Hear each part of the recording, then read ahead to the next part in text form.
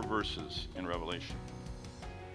And those 404 verses contain over 800 connections, quotations, allusions, and images from the rest of the Bible. Remember I showed you that picture of all 31,000 verses of the Bible are pressing onto this book? Well, 800 specific verses are tied to this book.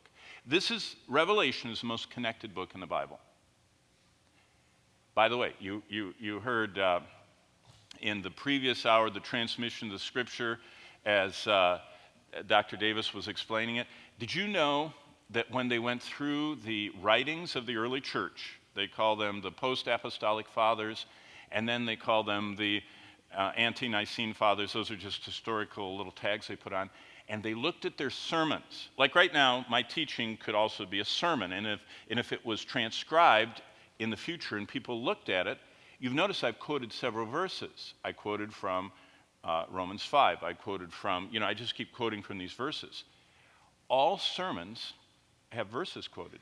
Someone spent their life, a man at Oxford, looking at every sermon, extant they call it, every recorded sermon that's still in a book that we can get a hold of, and he looked at what verses were quoted in all the sermons of all the pastors that wrote down their sermons that are still existing.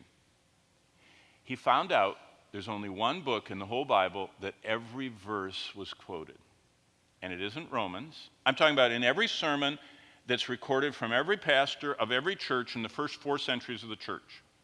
Okay, the first 400 years, they're written sermons. Romans, every verse is not quoted. Doesn't mean they didn't preach on it, it's not quoted. Hebrews isn't quoted. Psalms isn't quoted, every verse.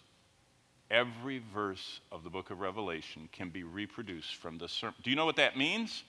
That means they spent a long time in this book, which is fascinating to me because a lot of people don't.